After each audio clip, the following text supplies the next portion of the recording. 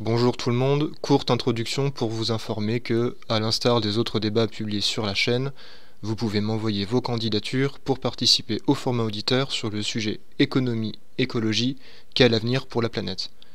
Comme d'habitude, ne seront sélectionnées que les candidatures les mieux rédigées, ainsi qu'évidemment les profils les plus intéressants. Vous êtes nombreux à visionner les débats sans vous abonner. Si vous ne voulez pas rater les prochains, n'hésitez pas à le faire, et si le cœur vous en dit, si vous estimez que mon travail mérite soutien, mon lien Tipeee est dans la description. Bon visionnage à tous, et à bientôt. Oui, moi, j'ai une mauvaise nouvelle. Je pense qu'en 2100 ou en 2150, la régulation involontaire aura déjà commencé à s'appliquer de manière significative. Donc, ce n'est pas juste qu'il fait trop chaud. Je pense que la population humaine aura commencé à souffrir en taille de ce qui est en train de se passer en ce moment. Donc cette émission s'intitule Une bonne fois pour toutes et est suivie par une majorité de gens entre 18 et 45 ans. Une bonne moitié de cet audimat 18-30 ans nous fait part de son inquiétude et de ses doutes vis-à-vis de l'avenir.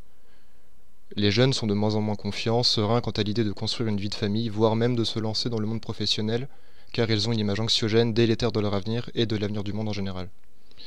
Jouons la carte de l'humilité. Pour moi, en tant que citoyen lambda non qualifié dans les domaines que nous allons aborder, l'humanité est régie, régulée par deux piliers, l'écologie et l'économie. Sans l'un et l'autre, nous ne sommes plus rien. L'écologie est en effet vitale pour la survie de notre espèce. Un monde hostile sans oxygène, sans denrées, sans ressources et sans perspective de culture ne nous permet pas de vivre, voire survivre. Il en va de même pour l'économie. Le train de vie que nous avons adopté au cours de ces 20e et 21e siècles grâce à l'industrie, ou à cause de l'industrie, et à la surproduction-surconsommation, a fait de nous des homo economicus. Nous cherchons une croissance infinie, une quête du profit infini et exponentielle. Cependant, rendons-nous à l'évidence, crise, chômage, récession sont des termes qui font écho depuis très longtemps dans nos consciences.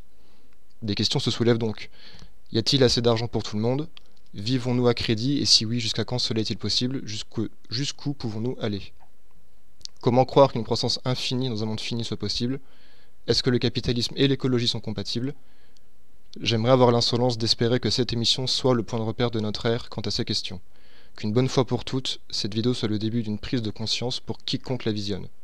J'aimerais que vos points de vue, messieurs, ainsi que vos données et vos paroles, touchent les masses, et qu'enfin nous prenions conscience de notre impact sur la planète.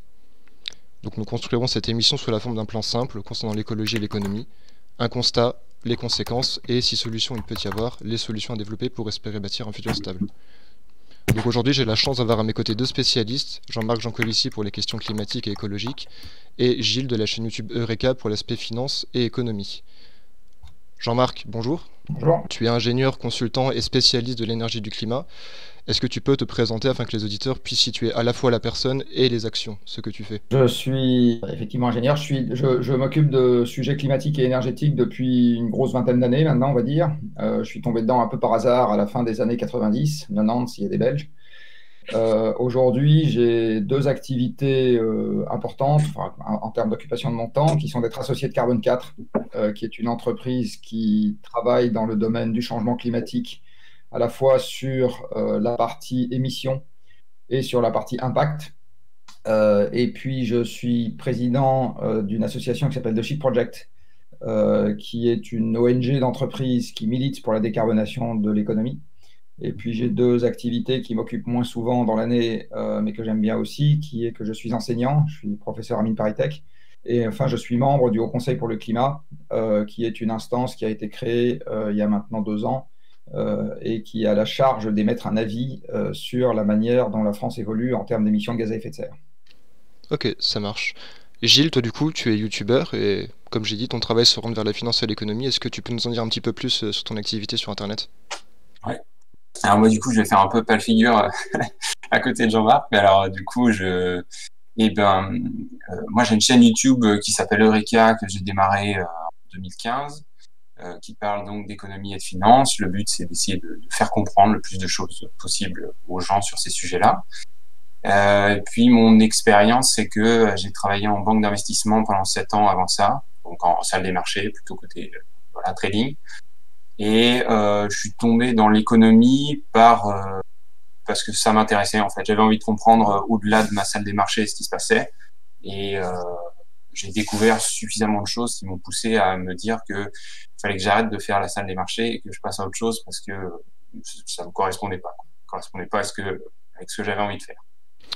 Avant de passer à l'émission, très succinctement, j'aimerais en guise de préambule et sans qu'on tombe dans la collapsologie, le sensationnalisme ou le catastrophisme primaire, que vous me donniez déjà vos opinions sur cet aspect du coup, sur l'avenir de la Terre, sur la prospérité de l'humanité sur Terre. Est-ce que vous êtes défaitiste? Très succinctement, très rapidement. Jean-Marc. Il y a de nombreuses années, j'avais écrit sur mon site internet. Alors, j'ai fait au début des années 2000 un site internet. À l'époque, j'étais consultant indépendant et donc il avait une double vocation, ce site internet. Il avait une première vocation qui était d'expliquer que j'étais le meilleur de la Terre, comme tous les consultants indépendants quand ils font un site. Et une des manières dont je pensais faire ça ou me distinguer, c'était en commençant à vulgariser le sujet du changement climatique. Et dans les pages que j'avais mises en ligne, il y en avait une qui s'appelait Optimiste ou pessimiste et qui posait exactement cette question, c'est-à-dire est-ce qu'il faut être optimiste ou pessimiste face à l'avenir? Et en fait, j'avais répondu que c'était essentiellement une question d'heures dans la journée, de jours dans la semaine et de code génétique. On connaît tous autour de nous des gens qui ronchonnent en permanence et ils ont beau avoir gagné au loto plein d'amis, je sais pas quoi. Enfin, en général, quand ils ronchonnent tout le temps, ils sont pas comme ça, mais ils ont toujours une bonne manière une bonne raison de se plaindre. Et il y en a d'autres, ils n'ont pas d'argent, on leur coupe une jambe, etc. Et ils rigolent toute la journée et ils regardent l'avenir avec confiance. Donc, je pense que c'est en fait essentiellement une affaire de tempérament avant d'être une affaire de circonstances. Bien évidemment, plus les circonstances sont difficiles et plus les gens dont le tempérament résiste aux circonstances sont en faible proportion. Mais ça reste quand même pour partie une affaire de la manière dont les gens sont faits, quoi.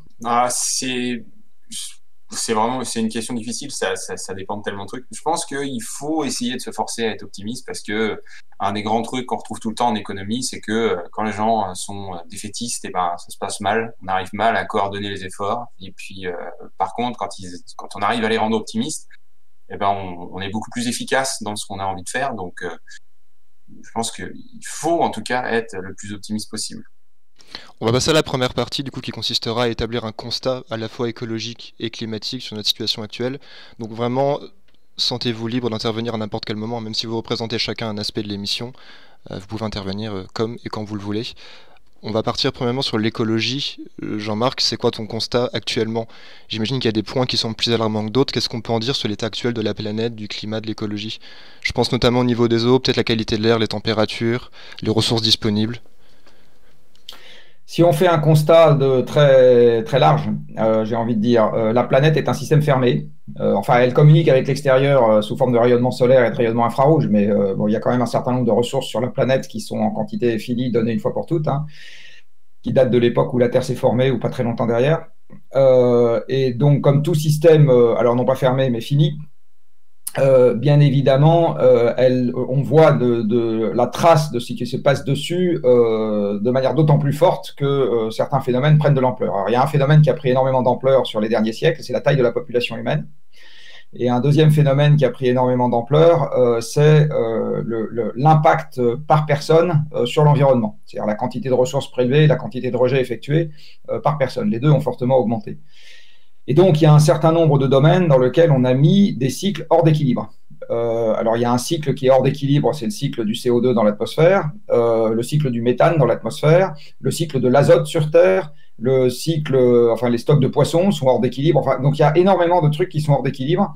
Après, la question, elle est toujours la même, c'est est-ce que c'est très gênant ou est-ce que c'est juste philosophiquement ennuyeux, j'ai envie de dire, ou sentimentalement ennuyeux?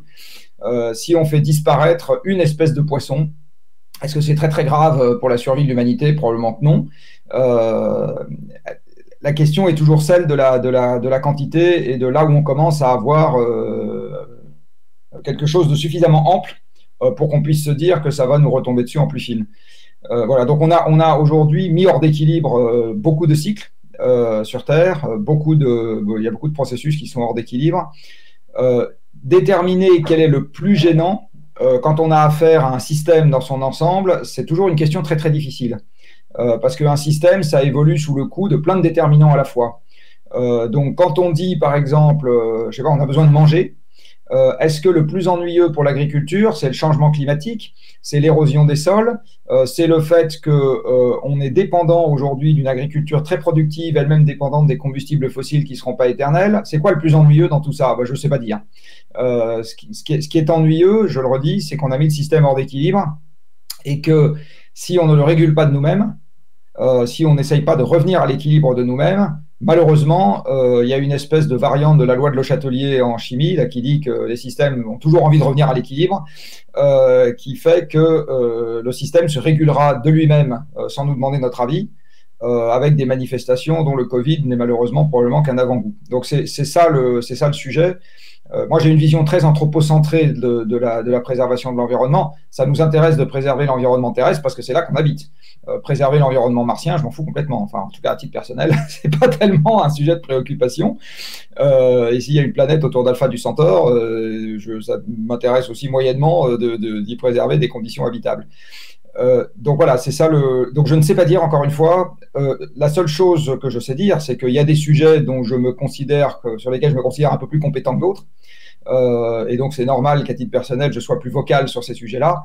Et que par ailleurs, si on veut remettre le système à l'équilibre, je vais m'arrêter là, il faut qu'on revienne en deçà des limites dans tous les grands cycles qui nous sont nécessaires. Donc en fait, chacun de ces cycles peut être vu comme une épreuve éliminatoire à lui tout seul.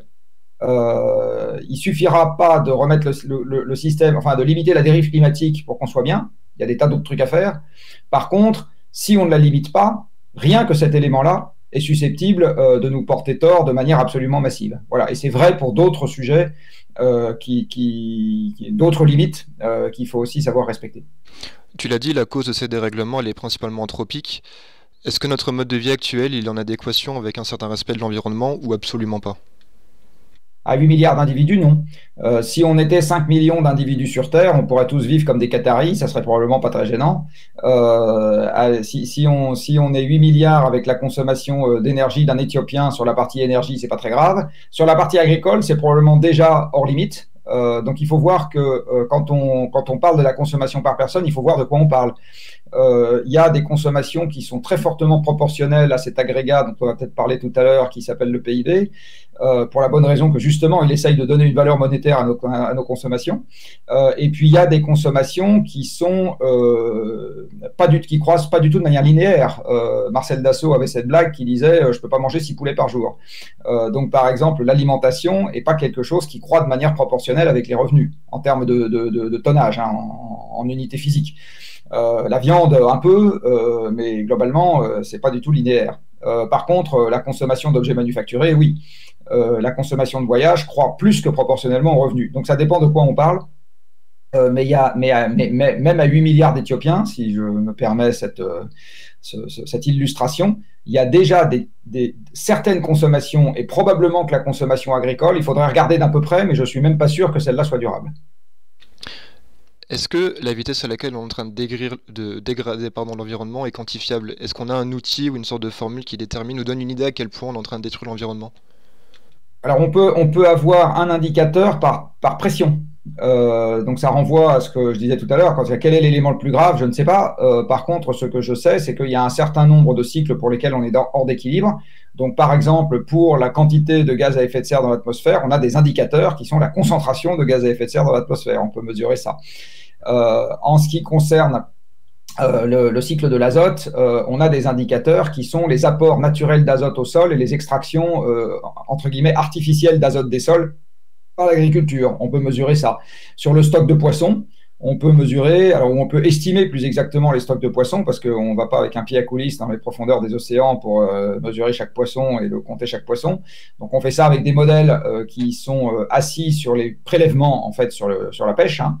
À supposer que les pêcheurs déclarent vraiment ce qu'ils pêchent. Donc, il y a un certain nombre d'éléments d'appréciation sur ce qui se passe dans l'environnement pour lesquels on est tributaire de modèles qui permettent de se donner une idée de ce qui se passe, et ces modèles sont eux-mêmes calibrés sur des données d'entrée dans lesquelles il faut avoir confiance. Là, si je parle des prises de poissons en mer, il faut avoir confiance dans la visibilité qu'on a sur la quantité de poissons qu'on pêche, ce qui n'est pas toujours très simple. Donc oui, il y a un certain nombre de choses qui se mesurent. Il y a des choses qui se mesurent mal. Si je reste dans mon domaine, par exemple les émissions de gaz à effet de serre, les émissions de méthane se mesure pas très bien. La concentration de méthane dans l'atmosphère se mesure bien. Les émissions de méthane se mesurent moins bien parce que c'est basé sur des estimations. Le méthane vient par exemple de la fermentation dans les estomacs des vaches, ce qu'on appelle la fermentation entérique. Les vaches, on sait à peu près combien il y en a sur Terre, mais par contre, on n'a pas été mesuré combien chaque vache émettait. Or, ça dépend de son régime alimentaire, de sa taille. Une vache indienne, ça émet pas la même chose qu'une vache américaine. Enfin bon, bref. Donc oui, il y a des tas de choses qu'on peut mesurer. Et alors, en fait, si on renverse le problème, aujourd'hui, on a bien assez de mesures pour savoir quoi faire dans beaucoup de domaines. Donc le fait de mesurer mieux permet éventuellement d'ajuster quantitativement certaines actions, à supposer qu'on ait envie de le faire, mais on en sait déjà bien assez pour passer à l'action si tant est qu'on ait envie de le faire dans un certain nombre de domaines.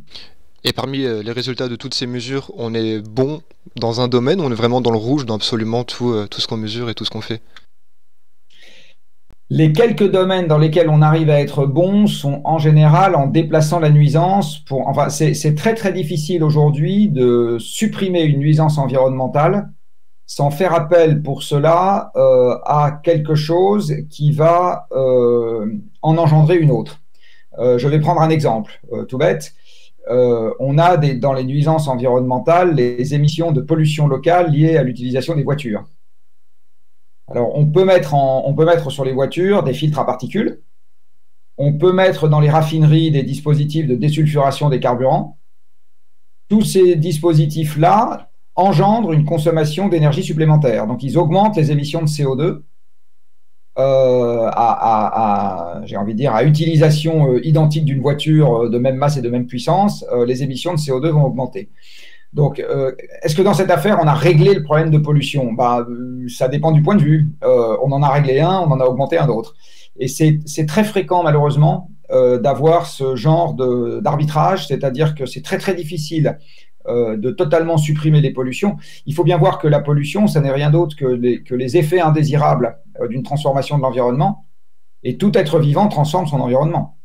Donc, on en revient à ce que je disais tout à l'heure. Quand on est 8 milliards et qu'on transforme l'environnement par personne à la hauteur à laquelle on le transforme, ne plus avoir aucune pression sur l'environnement, ne plus avoir de pollution, donc de ne plus avoir aucun effet indésirable sur l'environnement, c'est une chimère, c'est quelque chose. Donc, l'arbitrage qu'on est amené à faire, et c'est pour ça que les discussions sont toujours difficiles, c'est quelque part l'élément qui nous paraît le moins ennuyeux de tous dans ces arbitrages qu'on est amené à faire.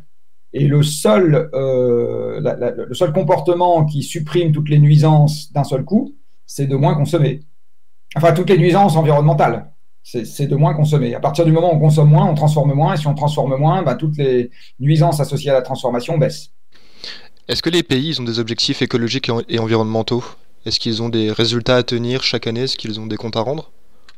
Alors, les pays, dans un certain nombre de domaines, ont des comptes à rendre, oui.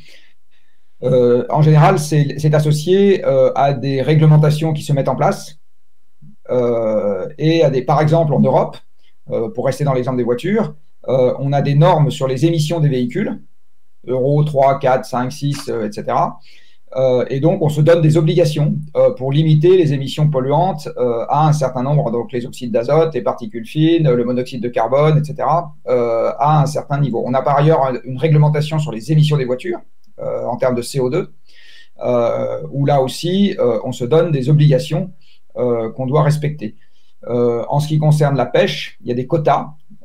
Alors, je ne dis pas que les limites sont mises au bon niveau. Hein. Donc là, la question était, est-ce qu'on se donne des obligations à respecter? Donc la réponse est oui, on se les donne. Après, comme le scandale Volkswagen l'a montré il y a quelques années, on se donne des obligations. Des fois, elles sont respectées, des fois pas. Donc il y a tout un débat aussi autour de la carotte et du bâton pour respecter les obligations en question. Et puis il y a des domaines dans lesquels soit on ne se donne pas d'obligations, soit on ne se donne pas les moyens de les respecter. Et donc là, un des sujets, j'ai envie de dire aujourd'hui, les plus emblématiques, c'est les émissions de gaz à effet de serre, où on se donne des obligations, mais on ne se donne pas les moyens de les respecter. Et en fait, on ne se donne pas les moyens de les respecter parce que malheureusement pour nous, ces émissions de gaz à effet de serre sont à la racine du développement industriel. Donc, en gros, aujourd'hui, on a moyennement envie, collectivement, hein, de comprimer de manière significative notre activité industrielle. Mais donc on a facialement des obligations, on n'a pas en pratique les comportements et la volonté qui nous conduirait à les respecter. Et vis-à-vis de l'urgence climatique et écologique à laquelle on fait face, ces objectifs-là, ils sont réalistes ou ils sont complètement... Alors un objectif en matière environnementale, le qualifier de réaliste est toujours une appellation très difficile parce qu'il n'y a pas de définition objective de ce qu'on appelle un objectif réaliste. Est-ce que si je dis par exemple que je veux limiter la diminution des stocks de poissons pour en préserver au moins la moitié, c'est réaliste ou c'est pas réaliste? Est-ce que ça serait plus réaliste les 2/3, le tiers, ou de les faire réaugmenter de 50%? Voilà, donc à un moment, c'est un objectif politique, parce que c'est un objectif politique quand il devient collectif comme ça, en matière d'environnement, est toujours le résultat d'un compromis. Les 2 degrés que maintenant beaucoup de gens ont en tête sur la limitation du réchauffement climatique, c'est un objectif. La science est infoutue de dire qu'à 1,9 degré on risque rien et qu'à 2,1 c'est l'apocalypse. Ça n'existe pas, ça, dans la littérature scientifique. Comment ça fonctionne? C'est exponentiel? Pardon, je te coupe, mais c'est exponentiel cette idée d'augmentation des degrés? Par exemple, plus 1,5 c'est supportable et 1,7 ça commence vraiment à craindre. Justement, c'est pas aussi simple que ça. C'est pas aussi simple que ça pour plein de raisons. D'abord parce qu'on est en train de faire une expérience pour la première fois et on sait que quand on fait une expérience pour la première fois, c'est rare qu'on ait tout compris à l'avance. La deuxième, donc il y a un certain nombre de seuils qu'on ne découvrira qu'une fois qu'on les aura franchis. Je vais prendre un exemple parmi d'autres. Quand j'ai commencé à m'intéresser à cette question du réchauffement climatique, les scientifiques considéraient comme hautement improbable qu'on déstabilise l'Antarctique. Il y a quelques années, j'ai vu passer une première publication qui m'a fait un peu froid dans le dos, c'est le cas de le dire, dans laquelle les auteurs de la publication disaient qu'à partir de 2 degrés, enfin que le scénario qui nous amenait à 2 degrés était déjà susceptible d'engendrer une déstabilisation de ce qu'on appelle l'Antarctique de l'Ouest. Il faut savoir que l'Antarctique est une calotte glaciaire qui est posée pour l'essentiel sur un socle sous-marin. Et en particulier ce qu'on appelle l'Antarctique de l'Ouest, qui est la partie de l'Antarctique qui est en face du Chili, là, quand on regarde sur les maps monde, avec une espèce de doigt là, qui remonte vers le Chili. Cette partie-là est posée en quasi-totalité sur un socle sous-marin. Alors la hauteur de glace est suffisante pour que la glace colle quand même au socle, hein, parce que normalement la glace flotte sur l'eau. Mais ça permet une attaque par la base de cette partie de la calotte, puisqu'il y a la mer qui est pas loin. La mer se réchauffe et la mer monte, donc ça vient lécher la base de cette partie de la calotte. Et cette calotte est une espèce de château de cartes de glaciers qui sont tous arc-boutés les uns sur les autres. Donc c'est une construction dans laquelle chaque glacier équilibre mécaniquement le glacier d'à côté et l'empêche de filer vers la mer. Donc quand on commence à fragiliser les langues glaciaires terminales et le pourtour de la calotte, il y a un risque que l'ensemble du château de cartes s'effondre. Alors c'est pas un truc qui va arriver en une semaine, hein, mais quand je le redis, il y a 20 ans, on ne voyait pas le sujet. Et il y a maintenant 6-7 ans, on a commencé à dire Et maintenant, ce que je vois passer comme papier, c'est qu'à 2 degrés, on risque l'effondrement de cette calotte et il y en a pour 7 mètres d'eau en plus dans l'océan. Avant, on disait ça peut arriver en quelques siècles et maintenant, les gens disent on ne sait pas. Bon. Voilà un exemple dans lequel, alors bon, un siècle, c'est un peu loin, mais quand même, le doigt sur la gâchette est maintenant. Donc, voilà un exemple dans lequel, au fur et à mesure qu'on avance, la dissipation du brouillard se fait à nos dépens. Et je vais donner un deuxième exemple. Tout le monde a en tête que le CO2 dans l'atmosphère est repris par la végétation. Il y a 20 ans, les modèles disaient plus on émet, plus la végétation reprend, parce qu'il y a plus de CO2 dans l'air et donc elle a plus à manger, etc. Et puis, depuis quelques années maintenant, on commence à voir passer des publications en disant non, c'est pas comme ça que ça se passe dès aujourd'hui, parce que le début de stress hydrique et de stress thermique appliqué à la végétation fait que dès à présent, la photosynthèse est en train de s'affaiblir au lieu de se renforcer, alors même qu'il y a de plus en plus de CO2 dans l'atmosphère. Donc voilà, deuxième mauvaise surprise, franchissement de seuil, etc. Alors pour finir de répondre à ta question, est-ce que c'est exponentiel? On peut dire que oui, d'une certaine manière. Et le parallèle que j'aime bien prendre souvent est celui de notre propre corps. Quand on a une augmentation de 1 degré de notre température interne, on est un peu mal fichu, mais ça ne nous empêcherait même pas de faire cette émission.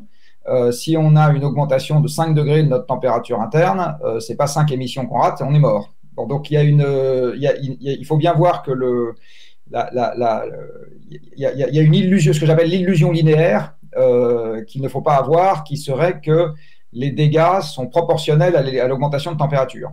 En fait, les dégâts vont augmenter considérablement plus rapidement que l'élévation de température.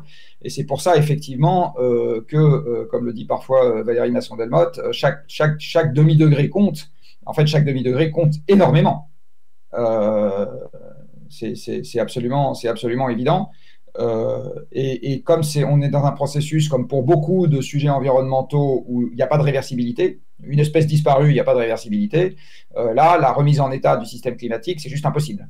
Les pas de temps sont tels qu'il y a zéro réversibilité dans cette affaire. Donc, une fois qu'on a franchi un seuil en se disant « Ah, on n'aurait pas dû », comme disait Petit Gibus, si j'avais su, j'aurais pas venu, ouais, sauf qu'une fois qu'on est venu, c'est trop tard, quoi. On peut pas renverser. Voilà, donc pour en revenir à la question initiale, dans tous les objectifs environnementaux, encore une fois, comme c'est la première fois qu'on est 8 milliards sur Terre et que c'est la première fois qu'on franchit un certain nombre de seuils, la science fournit toujours un éclairage imparfait sur les limites à ne pas franchir. Et donc, au bout du bout, les objectifs relèvent toujours d'une espèce de compromis politique en espérant que ça nous permettra de rester en deçà du seuil où vraiment on regrettera de ne pas avoir été plus prudent. En guise de courte conclusion et avant de passer au constat économique, notre impact quotidien ou annuel actuel, est-ce qu'il nous promet vraiment un avenir pérenne ou est-ce que là on peut vraiment commencer à s'inquiéter? Alors si avenir pérenne, c'est encore une fois conserver le monde tel qu'il est aujourd'hui ad vitam aeternam, la réponse est non puisqu'on est déjà hors d'équilibre. Donc non, on ne peut pas conserver le monde dans l'état dans lequel il est aujourd'hui. De toute façon, les choses vont évoluer. Le monde tel qu'on le connaît aujourd'hui, donc on a beaucoup parlé de l'environnement, il dépend également énormément du déstockage à grande vitesse de ce que Yann Arthus Bertrand a joliment appelé des poches de soleil pour qualifier l'énergie fossile, parce que c'est exactement de ça dont on parle. C'est de la vie ancienne qui a été enfouie, fossilisée, cuite par la géothermie, hein, c'est ça les combustibles fossiles. Et on les déstocke aujourd'hui à une vitesse qui est de l'ordre de 1 million de fois plus vite qu'ils n'ont été formés. Donc c'est quelque chose qui ne peut pas durer et c'est à la base, ces combustibles fossiles, c'est eux qui permettent d'alimenter l'énorme exosquelette qui a fabriqué la totalité des objets que je peux voir à l'image dans la pièce où tu te tiens. C'est grâce aux combustibles fossiles qu'on a fabriqué le toit, la poutre en bois, la guitare, les cordes de la guitare, la pochette du disque, enfin, du livre, je sais pas, l'abat-jour de la lampe, le fauteuil, enfin tout ça, voilà. Beaucoup plus efficacement que si on l'avait fait à la main. Donc aujourd'hui, on vit dans un monde d'abondance qui est permis grâce à ces machines. Ça, par exemple, c'est quelque chose qui est malheureusement ou heureusement, je ne sais pas, pas durable. Voilà, ça ne peut pas, indépendamment des problèmes de climat. Avoir des moyennes latitudes qui sont toujours aussi prolifiques sur le plan agricole dans un climat qui aurait augmenté de quelques degrés, ça ne sera plus le cas. Ça ne sera plus possible. Enfin, voilà, donc il y a plein de choses qui vont changer et ces choses qui vont changer font que le système actuel ne restera pas de toute façon dans l'état dans lequel il est. Et c'est un premier défi de le faire comprendre. Malgré l'éclairage imparfait que nous fournit la physique sur le climat, la biologie sur les espèces, la géologie toujours sur les ressources minières et fossiles, etc.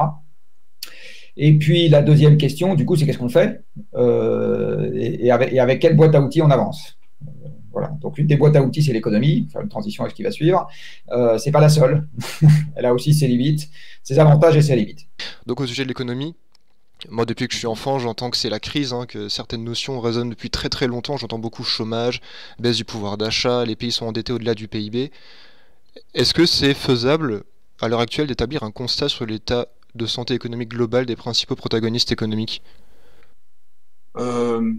Oui, alors là, là en plus on est en pleine crise du Covid, donc l'état actuel des choses, c'est on a un problème de dette qui se construit depuis un moment en fait. On pourrait presque faire remonter ça aux années 70. Ça augmente. Donc on a un problème de dette. Ça a pété une première fois en 2008. On a en fait pas changer grand-chose, donc ça continue de se construire. Et puis là, avec le Covid, comme on essaye de stopper une partie de l'économie, mais il faut continuer d'en faire tourner une partie, et on est obligé d'utiliser la dette pour continuer de faire circuler en fait la monnaie dans l'économie pour que tout le monde puisse avoir accès à tout ce dont il a besoin. Donc, il y a cette histoire de dette et en fait, je pense qu'une bonne façon de comprendre la manière dont fonctionne l'économie, c'est un système de production. On cherche à produire des choses et ensuite, il faut organiser la distribution de ce qu'on a produit. Donc, c'est un système de production d'un côté et un système de distribution de l'autre. Et la manière de faire la connexion, de faire le lien entre la production et la distribution, c'est la monnaie. Donc, à partir du moment où on a un problème de monnaie, d'allocation des ressources monétaires, on se retrouve avec un problème de distribution de ce qu'on a fabriqué. Donc, il faut bien faire la différence. C'est crise de l'offre, crise de la demande. Crise de l'offre, c'est on n'arrive pas à fabriquer les choses dont on a besoin ou qu'on aimerait pouvoir fabriquer. Et puis, crise de la demande, c'est on n'arrive pas à distribuer ce qu'on a fabriqué. Et on l'a, mais il y a des gens qui n'ont pas accès. Et donc, les histoires de dette, c'est surtout des histoires de... c'est un peu un monde parallèle, quoi. C'est pas vraiment on a un problème de distribution et donc du coup les gens sont obligés d'avoir recours à la dette pour avoir accès à ce qu'on est pourtant capable de produire. Mais d'un autre côté, on voit la dette comme une problématique, alors qu'en vrai, c'en est pas forcément une. Bon, donc pour faire un état des lieux de ce qui se passe en ce moment, pour moi, il y a cette histoire de dette qui semble être un problème parce qu'on s'est mis dans la tête que ça devait être un problème. Mais en vrai, techniquement, il y a plein de façons de contourner cette histoire-là. Et puis, sinon, avec la crise du Covid, on a un problème de distribution, clairement. On arrive à produire des choses, mais on a du mal à distribuer. Le chômage, c'est un problème de distribution aussi, hein. Techniquement, enfin, je veux dire, il y a suffisamment à manger pour tout le monde en France, et pourtant, il y a des gens qui n'arrivent pas à se nourrir. Donc, c'est un problème de distribution. Et puis là, on s'en va vers, clairement, un problème de production. Qui est tout ce qu'a expliqué Jean-Marc, c'est-à-dire que si on veut rester au sein des limites planétaires, il faut lever le pied sur cette histoire de production. Voilà. Est-ce qu'on peut vivre indéfiniment avec une dette mondiale ou une dette pays par pays? Apparemment oui, du coup. Oui, non, ça pose pas vraiment de problème. En fait, le problème de la dette, c'est vraiment un problème psychologique, en fait. Hein. La dette est payée par plus de dettes. Donc, en fait, c'est ça, c'est un jeu de comptabilité et d'égalité. Hein. Les déficits des uns forment les bénéfices des autres. Donc, tant qu'il y a des gens qui sont prêts, alors quand je dis des gens, des agents économiques, donc des particuliers, des États, des entreprises, qui sont prêts à se mettre en déficit pour payer pour les bénéfices des autres, ça pose pas de problème. Et puis, à un moment donné, il y a ceux qui se mettent en déficit, qui acceptent plus de le faire, et puis ceux de l'autre côté qui étaient en bénéfice, du coup, ils en font moins. Donc là, les histoires de dette, c'est quelque part exactement le même problème. La dette paye pour la dette. Le souci qu'on a, c'est que normalement, la dette doit être utilisée pour faire grandir un autre agrégat monétaire qui s'appelle, alors, moi je le considère quand même comme un agrégat monétaire qui s'appelle le PIB. Et il se trouve qu'il y a des problèmes de comptabilité, il y a des problèmes notamment de spéculation qui font que la dette peut grossir toute seule sans faire grossir le PIB. Et quand il se passe ça, on se dit qu'on n'est pas efficace dans notre manière d'utiliser la dette et donc ça peut nous faire peur. Et donc le problème qui se passe, c'est qu'on se convainc nous-mêmes qu'il y a un problème et du coup on cause le problème. C'est souvent comme ça que ça se passe en économie quand on parle uniquement de la partie répartition des richesses et quand on parle de la partie monétaire. C'est très psychologique tout ce truc-là. Et évidemment, encore une fois, toute la partie physique de production de ce qu'on appelle des richesses, qui là peut être liée à des problématiques physiques, techniques, etc. Mais sinon, l'autre partie de l'économie, c'est un peu dans nos têtes, ou alors c'est dans les règles qu'on met en place pour essayer de faire en sorte que ça marche. Et on est aussi souvent persuadé que ces règles sont absolument inchangeables, non modifiables, etc. Ce qui n'est pas vrai, en fait. Est-ce qu'il y a des pays ou des leaders mondiaux, voire même des blocs économiques, qui donnent le ton, qui ont un rythme et qui imposent leur rythme à l'humanité? Comment ça marche? Alors c'est vraiment compliqué. Oui, on parle tout le temps des États-Unis. C'est sûr que la Chine a aussi un rôle important à jouer. L'Union européenne, les pays européens ont un rôle important à jouer. on est tous interconnectés parce que commerce international, mondialisation, on le voit avec la crise du Covid. Il y a des problèmes de chaîne d'approvisionnement où on se dit ah ben mais en fait ce truc-là, ça dépend en partie de telle usine à tel endroit là-bas qui marche plus et du coup voilà on n'arrive plus à produire. Donc tout ça est nécessairement interconnecté. Il y a aussi une chose qui est que le dollar est la monnaie internationale. Donc quand il y a un truc qui se passe mal aux États-Unis, ça a tendance à faire des vagues tout de suite. Voilà, mais je pourrais pas dire beaucoup plus que ça. Faut que tu poses une question plus précise pour que peut-être je puisse répondre. Mais là. Non, mais on va switcher à une autre question qui peut-être fait un lien avec l'écologie. Est-ce qu'en économie, le modèle de croissance infinie dans un monde fini, c'est impossible? Comment est-ce que la facette économique du monde voit cette question? Alors, le problème de l'économie de ce côté-là, c'est que c'est une science humaine, sociale, qui s'est pas construite sur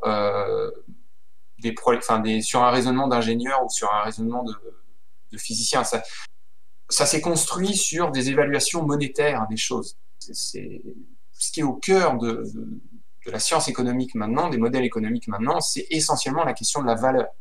Donc la valeur, c'est quoi? C'est quelque chose, et ce quelque chose, je peux le définir de 1000 manières différentes. Ça peut être un service. Qu'est-ce que c'est qu'un service? Une coupe de cheveux. Bon, c'est un truc qu'il faut constamment renouveler. Mais ça peut être aussi, évidemment, un ordinateur, une maison, une route, ce que tu veux. Et cette chose-là, donc encore une fois, c'est très flou, ça peut être un peu tout et n'importe quoi, on additionne ça, enfin on multiplie ça par un prix.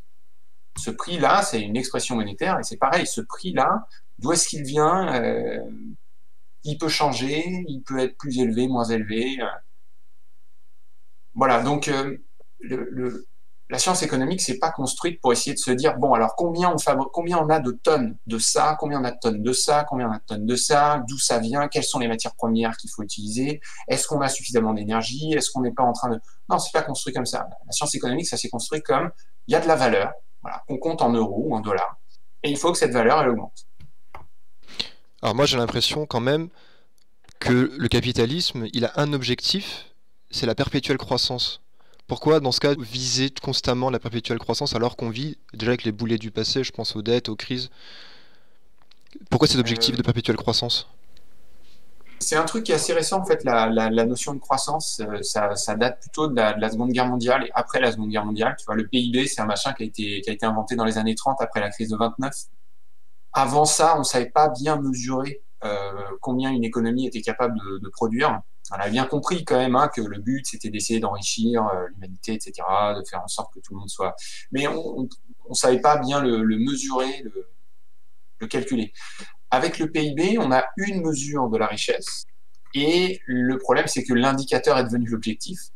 Ça, c'est une espèce de perversion, quoi. Il se trouve que quand on a trouvé le PIB, on a trouvé que c'était effectivement vachement intéressant. Ça nous a beaucoup servi pendant la guerre parce que ça permettait de compter combien on arrivait à fabriquer, notamment les Américains, combien ils arrivaient à fabriquer d'armement pour l'envoyer en Europe. Et puis après ça, il y a eu les grandes instances internationales qui ont été créées, FMI, Banque mondiale, etc., qui ont commencé à fixer des objectifs de PIB à tout le monde. Donc, c'est devenu l'alpha et l'oméga de l'économie. Alors que, en fait, même quand on regarde des auteurs classiques, l'objectif, quand on lit leurs écrits, on dit le but, c'est d'améliorer le quotidien de l'humanité. Voilà, c'est ça le rôle de l'économie. Mais maintenant, on a vraiment tout centré sur le PIB, alors que le PIB, il est très imparfait. Il te dit pas ce que tu fabriques. Tu peux fabriquer des bombes et avoir ton PIB qui augmente, et puis voilà, t'as toujours pas d'hôpitaux avec des gens qui sont pas soignés, etc. Mais t'as ton PIB qui augmente. Donc, tu me fais une super transition, du coup à l'instar de Jean-Marc, je vais te poser la même question. Est-ce que les pays ont des objectifs financiers et économiques annuels? Et est-ce qu'ils tiennent leurs résultats en général? Non, ils ont des objectifs, ils font des budgets, quoi. Les gouvernements, les États font des budgets, puis ils essaient de s'y tenir, ça c'est sûr. Mais par contre, des objectifs de croissance, le truc c'est que ça se contrôle pas. Les gens sont libres de faire un peu ce qu'ils veulent, de consommer, pas consommer, d'aller au restaurant ou pas. Les entreprises sont libres de faire ce qu'elles veulent. Il y a des règles, évidemment, mais enfin, on leur demande pas de produire une certaine quantité, ou plus ou moins. Et puis voilà, tout ça est supposé se coordonner tout seul grâce au marché. Et puis on regarde ce que ça fait à la fin de l'année, quoi.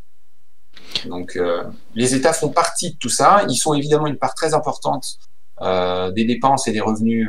Donc, en économie, hein, les dépenses des uns sont les revenus des autres. Et puis, on va compter soit les dépenses, soit les revenus. Et puis, on tombe sur soit la quantité produite. Parce que forcément, si j'achète quelque chose, il faut qu'il y ait quelque chose de produit au milieu. Et donc, que ce soit les dépenses, les revenus ou la quantité produite, on est supposé tomber sur les PIB les 3 fois. Et donc, ceux qui participent à tout ça, c'est les particuliers, les entreprises et l'État. Donc, l'État participe à tout ça, il fait son budget de son côté, mais après, les entreprises, elles font leur budget du leur et elles sont libres de le faire, et les particuliers aussi. Donc, il n'y a pas d'objectif. On fait des prédictions, on essaie de voir si ça tombe juste, mais voilà.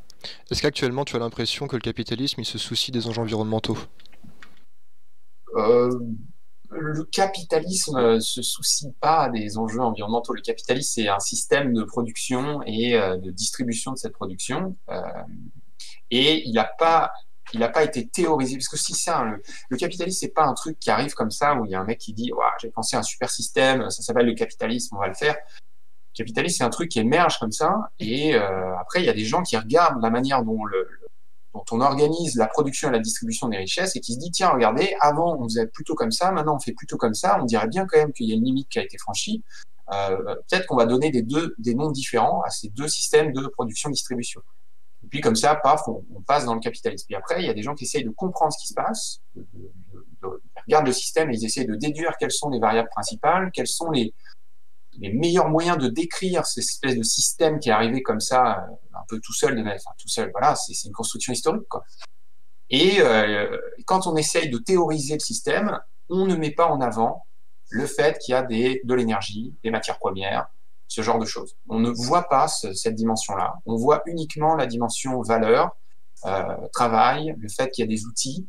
À un moment donné, on voit qu'il y a la terre quand même qui est importante, parce qu'au moment où on théorise l'économie, la production agricole est très importante.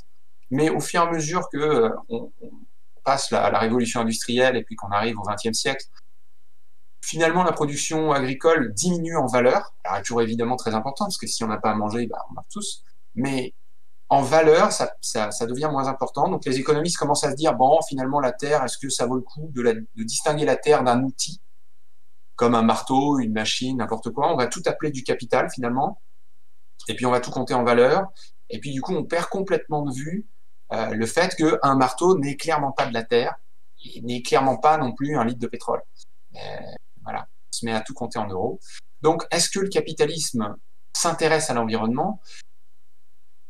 Oui, dans le sens où c'est tout à fait possible de mettre en place des règles et voilà, pour essayer de contrôler tout ça, mais je veux dire, la manière dont le capitalisme a été théorisé, clairement, n'est pas faite pour s'intéresser à l'environnement. Et ça nécessite un travail intellectuel qui est très, très puissant, parce qu'il faut remettre, en fait, tu peux imaginer la science économique comme une espèce de construction, un peu une espèce de pyramide, tu as un socle, ou même une pyramide inversée, tu as un socle, puis ensuite tu construis, tu mets des concepts les uns par-dessus les autres, puis tu essayes de les relier entre eux, puis tu construis quelque chose. Il faudrait mettre l'environnement au niveau du socle. Le problème, c'est que si tu mets l'environnement au niveau du socle, tu changes toutes les connexions de ta construction, quoi. Il faut tout revoir. C'est pas comme si tu étais rendu au 30e étage et puis tu as fait une connerie au 29e. Bon, du coup, tu enlèves ton 30e étage, tu revois ton 29e et tu remets le 30. Non, là, il faut revoir tous les étages. Il faut revenir à zéro. Et ça, c'est très difficile à faire à la fois techniquement, puis aussi dans les idéologies, parce qu'il y a des gens qui sont persuadés que l'approche qui a été prise il y a plus d'un siècle, il y a même 2 siècles et demi, est la bonne, que c'est très bien comme ça. Enfin, tu as de l'idéologie là-dedans aussi, quoi, forcément.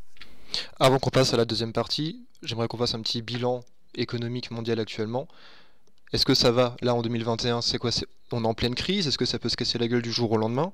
Est-ce que le rythme de dépenses, production qu'on a actuellement, on peut continuer à l'avoir pour un certain temps avant de vraiment que tout se casse la gueule? On en est où là actuellement?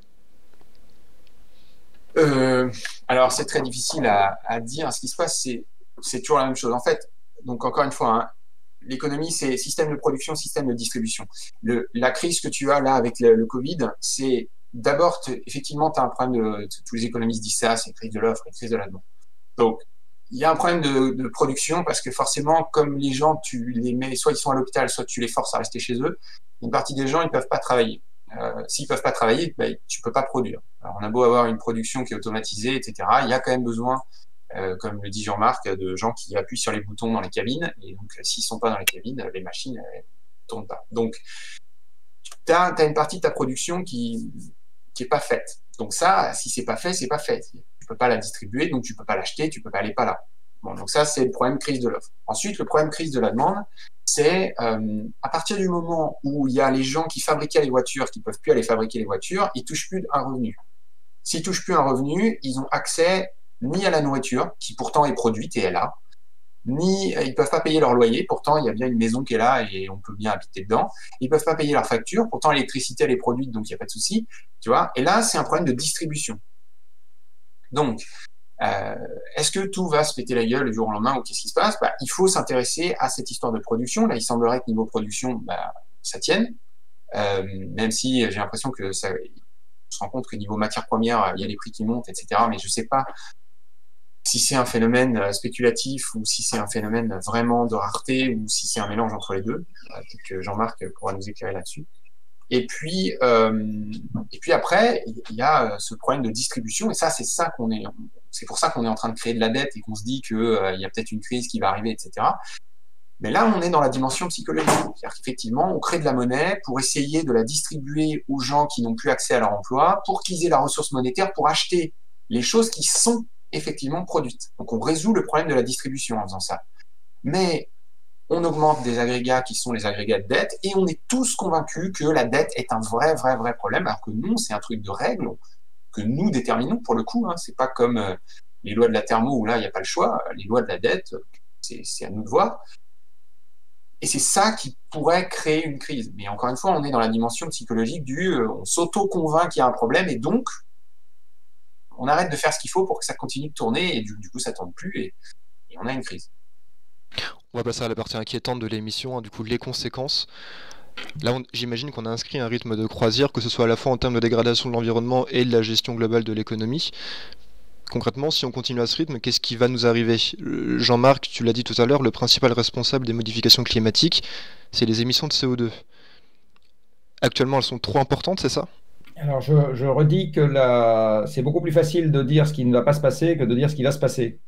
Quand on regarde la question du CO2, il y a une petite équation qui est connue des gens qui s'intéressent à la question, qui s'appelle l'équation de Kaya, qui est une petite règle de 3, dans laquelle on est capable d'exprimer les émissions de gaz à effet de serre comme le produit de 3 ou 4 termes, qui sont respectivement la taille de la population, la quantité de services et de produits, et d'objets produits par personne, ce qu'on appelle le PIB par personne si on le considère comme un agrégat monétaire, comme ça vient d'être expliqué, la quantité d'énergie dont on a besoin par unité de PIB, c'est-à-dire par unité de valeur ajoutée. Donc là, ce que je vais réexprimer en la quantité de transformation de l'environnement par unité de valeur ajoutée.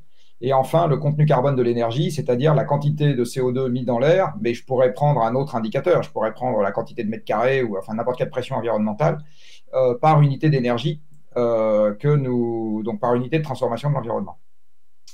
Et ce qu'on comprend, c'est que les émissions de CO2 ne pouvant pas croître indéfiniment, parce que la consommation de combustibles fossiles ne peut pas croître indéfiniment, puisque les mathématiques imposent que quand on tape dans un stock de départ qui est donné une fois pour toutes, eh bien, la consommation annuelle en provenance de ce stock ne peut pas croître indéfiniment, mais c'est vrai pour le pétrole, mais c'est vrai pour le minerai de cuivre, c'est vrai pour l'or, l'argent, les diamants et le chrome. Enfin, je veux dire, c'est pas propre au pétrole, cette règle. Eh bien, il arrivera fatalement un moment dans l'histoire des hommes et des femmes où les émissions de CO2 baisseront. Et la seule question est de savoir ce qui provoquera cette baisse. Donc, les mathématiques conduisent à dire on est sûr que ça baissera un jour.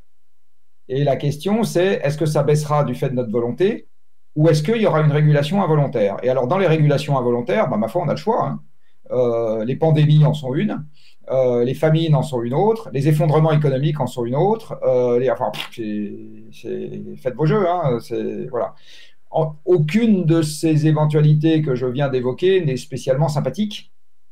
Et donc, moi, je fais partie des gens qui militent en disant passer de la voiture au vélo, c'est peut-être désagréable, mais c'est beaucoup moins désagréable. En plus, ce n'est pas nécessairement désagréable. Ça maintient en forme, et quand on est maintenu en forme, on attrape moins facilement le Covid. Donc, ça n'a pas que des inconvénients.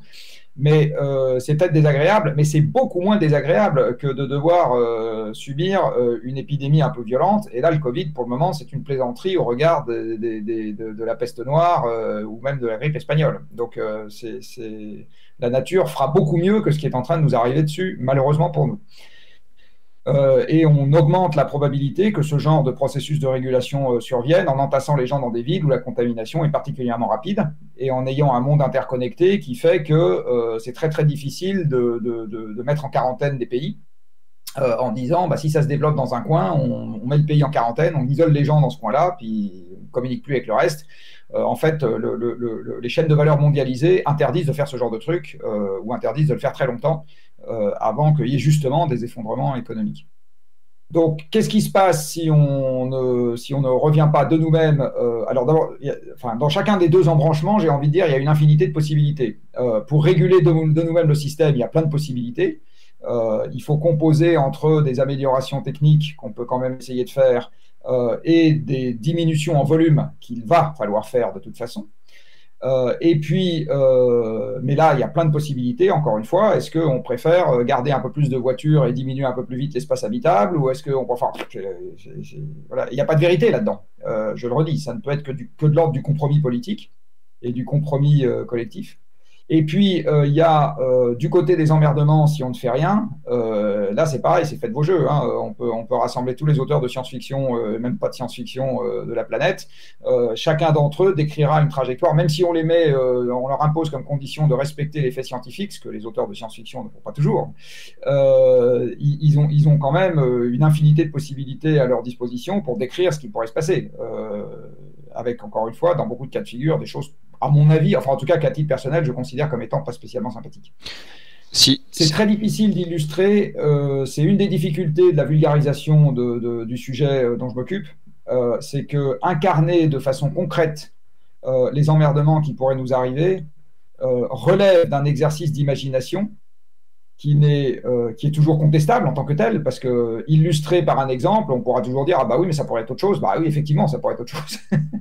Ne fume pas, sinon tu vas attraper le cancer. « Ah mais oui, mais je pourrais attraper un AVC. » Oui, effectivement, tu peux attraper un AVC. « Ah mais oui, mais on peut te couper la jambe gauche. » Oui, effectivement. Et il peut ne rien se passer. Effectivement, il peut ne rien se passer. Donc, c'est très difficile, face à un comportement à risque, de dire quelle est la durite qui va lâcher en premier.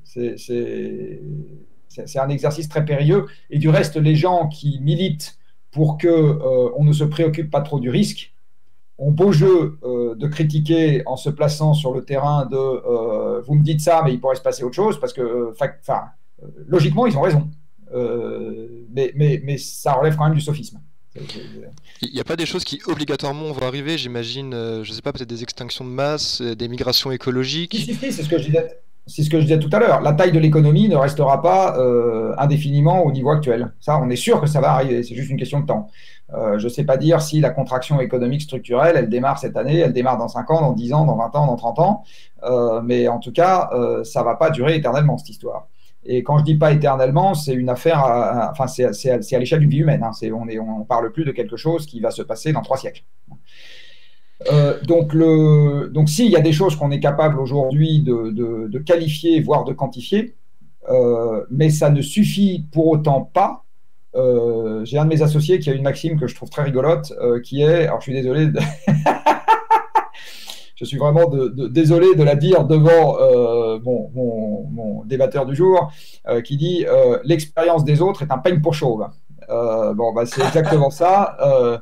Tant qu'on n'y est pas passé soi-même, il y a plein de trucs pour lesquels ça ne nous parle pas, quoi. Et tous ceux qui ont élevé des enfants le savent très bien. On a beau leur dire mets pas tes doigts dans la porte, c'est pas pour autant qu'ils le feront pas. Et la seule chose en fait qu'il faut souhaiter, c'est que la fois où ils le feront, ça leur fera pas trop mal et qu'ils comprendront.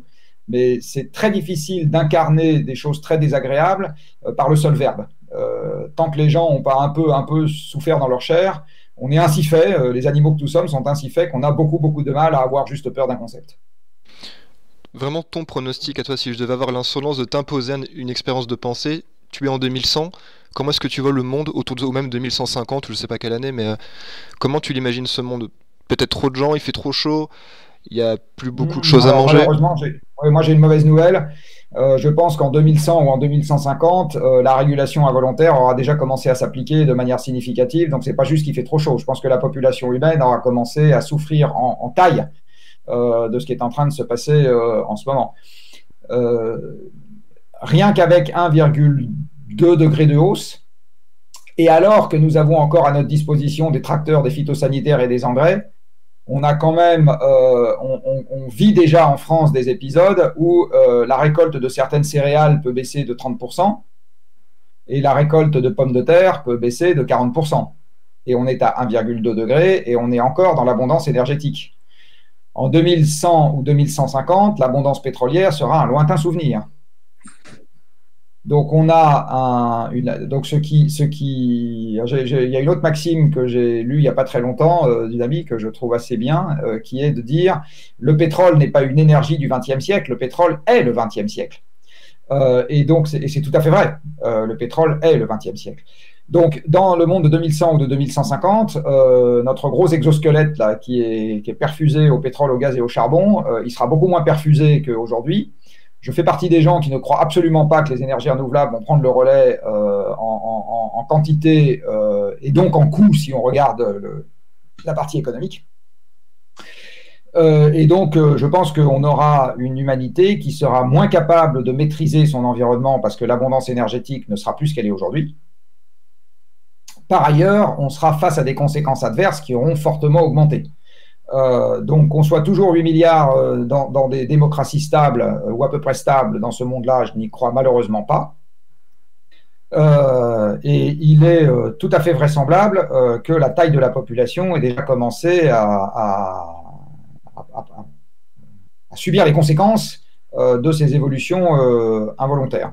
Donc, je pense que si on ne se secoue pas plus les puces aujourd'hui, je ne suis pas très confiant, on parlait d'optimisme tout à l'heure, je ne suis pas très confiant quant au fait que le monde de 2100 sera un monde gentiment interconnecté de gens avec 1 siècle et demi d'espérance de vie à la naissance, passant leur temps à se taper le carton dans un bureau, dans un monde dans lequel le temps de travail aura diminué et on passera notre temps à se balader. Je n'y crois pas du tout. Malheureusement, je pense qu'on risque d'être dans un monde qui s'est communautarisé, en conflit les uns avec les autres, dans un contexte de rareté des ressources, et avec des régimes qui sont redevenus un peu partout, comme ça malheureusement ou heureusement était le cas pendant très longtemps sur Terre. La démocratie est une invention récente dans l'histoire des hommes, avec des régimes et des économies ouvertes pour mon débatteur du jour, qui l'essentiel du temps seront de lointains souvenirs un peu partout sur Terre. Voilà. Je pense que pour ce qui restera de l'économie, je pense que malheureusement, si on continue à jouer avec le feu, ou à ignorer ce qui se passe autour de nous, c'est vers ça qu'on se dirige. Et je vais finir en disant que, pour rebondir sur ce qui a été dit tout à l'heure sur l'économie, en fait, l'économie a théorisé, il y a 2 siècles, ce qu'étaient à l'époque les principaux facteurs limitants de la production, c'est-à-dire les facteurs humains, travail et capital humain. Et aujourd'hui, les premiers facteurs limitants de la production ne sont plus dans le travail et le capital humain, ils sont dans les ressources environnementales et la capacité d'épuration de l'environnement. Ils sont là les premiers facteurs limitants de la production. Et plus le temps passera et plus ils seront là. Donc en fait, l'activité humaine au sens large et la partie qui a une contrepartie économique, l'activité monétarisée au sens étroit, qui est juste une partie de l'activité humaine, sur un monde qui est environnementalement désolé, cette activité se contractera. Et ça passera à la fois par une contraction de la taille de la population, mais je ne suis pas capable de dire comment, encore une fois, famine, maladie, guerre, baisse de la natalité, érosion lente de l'espérance de vie, j'en sais rien, et par une baisse de l'activité productive par personne. Malheureusement, tout ça est écrit dans l'histoire et on en revient aux travaux de l'équipe Meadows dans The Limits to Growth. Tout ça est malheureusement assez solide en termes de raisonnement. Gilles, je vais me tourner vers toi, alors toujours avec mes gros termes de néophyte en économie évidemment. Si le mode de vie capitaliste, on parlait de surproduction, tout ça ne décélère pas, est-ce qu'on doit imaginer une récession drastique et une limitation de nos modes de vie qui pourrait se montrer inquiétante? Quel scénario on peut imaginer au niveau de l'économie mondiale? C'est exactement ça, tu peux imaginer tous les scénarios. Le truc, c'est clairement que, en fait, si tu veux, cette espèce d'impératif de la croissance, C'est un impératif je veux promettre plus à tout le monde. Et je veux pas faire de concessions. Je veux pas dire, OK, toi, t'as trop, tu vas redonner un peu à ton petit camarade. Donc, maintenant, c'est ça l'idée de la croissance. Hein. C'est, oui, effectivement, vous n'en avez pas eu et c'est les autres qui ont eu, mais vous inquiétez pas, l'année prochaine, il y aura plus pour tout le monde, pour tous. Donc, vous, là, vous avez plein, vous allez garder plein, et vous qui n'avez pas, vous avez une chance d'en avoir. Bon, ça va plus être possible. Donc, l'idée tu vois, de décroissance, par exemple, donc de réduire un peu les volumes de production, du coup, ça amène la question du OK, donc il va falloir revoir la manière dont on partage le gâteau. Et ça c'est un problème c'est un problème politique, c'est un problème d'idéologie, c'est un problème de manière dont on se représente les choses. C'est tout à fait possible à faire, de dire bon bah écoutez, bah voilà, maintenant désolé, il y a des maximums. On peut plus avoir 5 maisons, je sais pas quoi, plus 12 appartements, plus non, maintenant c'est 1 par personne.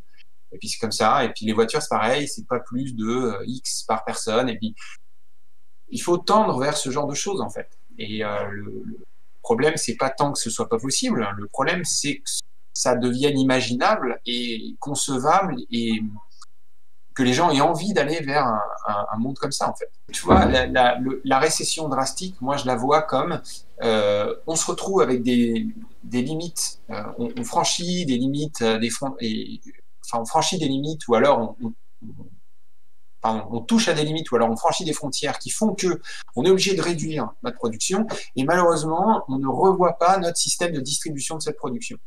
Et là on se retrouve avec un vrai problème. C'est-à-dire que c'est toujours comme ça. Hein, tu fermes les cinémas. Moi par exemple je suis pas impacté. Enfin si, ok, je peux plus aller au cinéma, mais enfin je continue mon petit business. Je touche toujours la même somme tous les mois. J'ai l'impression qu'il se passe rien. Par contre ceux qui travaillent dans les cinémas, eux ils n'ont plus rien du jour au lendemain. Ça veut pas dire que, encore une fois, il n'y a plus à manger, il n'y a plus machin, c'est juste qu'ils n'y ont plus accès. Donc, le problème de cette récession, pour moi, il est là. Il va falloir revoir notre système de distribution de la richesse, de ce qu'on est capable de produire. Si on est capable de produire moins, bah, il va falloir apprendre à partager, à mettre des limites, choses qu'on ne fait pas du tout aujourd'hui. Admettons qu'il fasse beaucoup trop chaud dans certaines zones du globe, ce qui va forcément obliger les gens à devoir migrer vers des pays qui ont du coup justement les ressources nécessaires pour les accueillir. Moi, de mon point de vue néophyte, hein, comme dit précédemment, il y a une notion que je ne comprends pas. Est-ce que l'argent est une notion infime? Est-ce qu'on peut créer de l'argent et créer de la richesse pour absolument tout le monde? Est-ce qu'on peut vraiment accueillir tout le monde entier à cause justement de ces transitions écologiques qui sont dramatiques? Comment ça fonctionne? Est-ce qu'on peut dire qu'il y aura assez de logements pour tout le monde, assez de travail pour tout le monde, même assez d'argent? Il faut vraiment voir le problème comme un truc d'ingénieur. T'es sur une île, t'as une certaine communauté sur ton île où tout le monde a sa petite tâche, il coupe les arbres, il y en a qui vont à la chasse, à la pêche, je sais pas quoi, on ramasse des trucs, et d'un coup, il y a des gens qui arrivent, voilà, il y a un crash d'avion, là c'est Lost, hop, il y a les gens qui arrivent sur l'île, et la question c'est, est-ce qu'ils peuvent venir? La réponse à cette question, c'est pas parce qu'on a un système d'échange avec des petits coquillages, etc. Ça, ce serait la monnaie. Bon, bah voilà, il y a plus assez de coquillages. Ok, on va passer à des petits cailloux blancs maintenant parce qu'il y en a plus que des petits coquillages. C'est pas un problème, ça. On change les règles, peu importe. Par contre, est-ce que l'île est capable de produire suffisamment de nourriture pour tout le monde? Ça, c'est un vrai problème limitant. Est-ce qu'il y a suffisamment d'arbres, tu vois, est-ce qu'il y a suffisamment de ressources? En fait, c'est ça le problème limitant.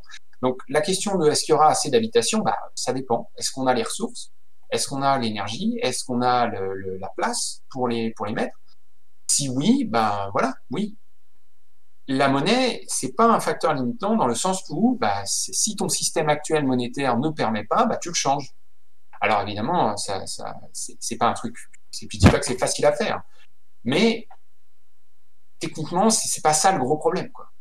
Le gros problème, c'est de savoir est-ce que tu auras assez à manger, est-ce que tu auras les logements physiquement qui sont là, est-ce que tu arriveras à les chauffer, est-ce que tu arriveras, etc., etc. On dépense déjà énormément d'argent à aller puiser, chercher des ressources. La chose est là, la raréfaction des ressources va faire en sorte que ça va te coûter de plus en plus cher aller les récolter et les puiser. Ouais, est-ce qu'à un moment, on n'atteindra pas une sorte de cap où on ne pourra plus aller chercher ces ressources, on n'aura plus les moyens d'y aller? Il ne faut pas le voir comme un problème monétaire. Il ne faut vraiment pas le voir comme un problème monétaire. Il faut le voir comme un problème physique. Donc la question c'est, quand ta ressource elle est difficile à aller chercher, il faut affecter plus de richesse à aller chercher cette richesse. Donc Tu vois, avant, tu avais un mec, une machine, et maintenant, tu auras 10 machines avec 10 mecs. Mais le problème, c'est que si ta ressource, c'est ta ressource énergétique, ben, tu vois, si ça te coûte 10 barils de pétrole d'aller en chercher un, ben, ça marche pas, en fait, parce que ton pétrole il est supposé être une source d'énergie. Il faut forcément que tu en retires plus que ce que tu investis pour aller le chercher. Donc, à partir du moment où un baril de pétrole va chercher un baril de pétrole, c'est plus une source d'énergie. C'est là, en fait, ton facteur limitant. C'est pas un problème de quantité d'argent. La BCE, elle peut t'imprimer autant d'euros que tu veux. La Fed, elle peut t'imprimer autant de dollars que tu veux. Les banques classiques créent la monnaie, etc. C'est pas ça le facteur limitant. Donc pour moi, il faut pas envisager ça par le prix de la monnaie. Évidemment, la monnaie va poser problème dans le sens où on a tous une manière de concevoir l'économie qui fait que l'on se dit que la monnaie c'est vraiment un facteur limitant. Donc il faut faire passer le message que c'est pas le cas pour pouvoir s'intéresser aux vrais problèmes qui sont les problèmes physiques, quoi. Avant de passer à la dernière partie, qui du coup sont les potentielles solutions, constat, conséquence, solution, j'ai une question de transition à vous poser à tous les deux. Pour véritablement changer les choses, il va falloir agir, je pense, de manière uniforme et mondiale. Est-ce que c'est possible de mettre un plan d'action mondial ou est-ce qu'il y a forcément des pays qui voudront faire cavalier solitaire, à la fois au niveau économique et écologique? Jean-Marc? Il n'y aura pas de chef du monde. Ou plus exactement, il n'y en a pas au sens où on élit un chef du monde et puis ensuite il nous dit faites ça et on le fait. De temps en temps, il y a un pays très puissant qui décide d'être le chef, localement, régionalement ou mondialement. Et puis ça peut changer selon les époques et selon les sujets. Donc par exemple sur la monnaie, c'est un peu moins vrai maintenant, mais enfin il y a eu longtemps après-guerre un chef du monde qui s'appelle les États-Unis, puisqu'il maîtrise le dollar, et ça lui permet même d'avoir une justice extraterritoriale, c'est-à-dire les gens qui utilisent des dollars sont susceptibles d'être condamnés aux États-Unis, BNP Paribas en a fait les frais, à payer des prunes pour quelque chose qui se passe totalement du début à la fin en dehors des États-Unis. Voilà. En ce moment, les Allemands sont également en train de s'en rendre compte. Avec leur gazoduc, là. Donc, le maître du monde, il n'existe pas conventionnellement, j'ai envie de dire. Il n'y a pas de traité qui instaure un système d'élection pour désigner un maître du monde. Donc, à partir du moment où cette construction n'existe pas, eh bien, j'ai envie de dire, dans le cadre du traité de Westphalie, qui fait que les pays sont souverains chez eux, chacun fait ce qu'il veut avec ses cheveux, tant qu'il ne se prend pas les chars et les avions du voisin. Dans ce genre de contexte, il est illusoire, totalement illusoire, de penser qu'il pourrait y avoir une action qui prenne place chez tout le monde au même moment et avec la même intensité. Ça n'arrivera jamais. Donc, ce qu'il faut, c'est se placer dans un cadre dans lequel certains vont avoir envie, pour des raisons qui leur appartiennent, d'agir plutôt différemment, plus intensément, etc., que d'autres. Et tout le monde dans cette affaire n'a pas le même intérêt à agir. Par exemple, si on est importateur de combustibles fossiles et que cette importation est déjà contrainte à la baisse, ce qui est le cas de l'Europe, eh bien, on a un intérêt à agir, climat ou pas climat. De toute façon, le climat peut devenir un co-bénéfice d'une action qu'il faut qu'on enclenche. De toute façon, je vais prendre un exemple passé. Au moment du choc pétrolier, les Français ont mis en route un programme nucléaire qui se trouve aujourd'hui être un actif pour la lutte contre les émissions de gaz à effet de serre, mais ce n'est pas pour ça qu'ils l'ont fait.